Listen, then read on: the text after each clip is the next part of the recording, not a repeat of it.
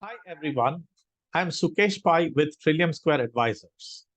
2022 has been a roller coaster for investors like you and me.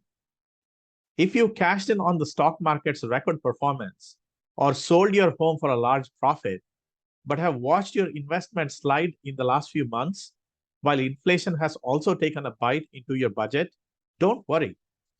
In this video, I'll walk you through tax loss harvesting, a way to potentially help turn investment losses into tax breaks. In this video, gets you into some heavy technical stuff, but I'm here to help. Selling an investment for a gain is great until it comes tax time and Uncle Sam wants his share. But you can lower how much capital gains you owe by selling assets for a loss if it makes sense for your overall financial strategy. This is known as tax loss harvesting, and it's a strategy savvy investors employ to lower their tax bill.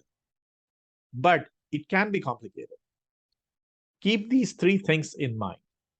First, if you sold an asset that you held for less than a year, you generated short-term capital gains. These are taxed at a higher rate than long-term capital gains. You will want to classify the assets you sold into two buckets. One held for more than 1 year and the other held for less than 1 year. It is important, as I'll explain next.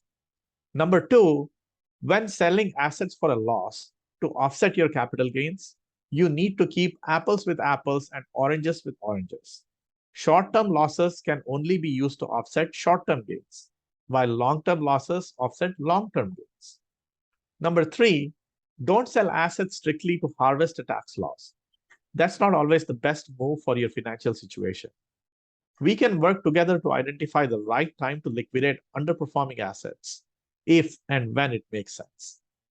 If you're like most folks, you want to pay the least amount of tax possible so you can continue to save for your future.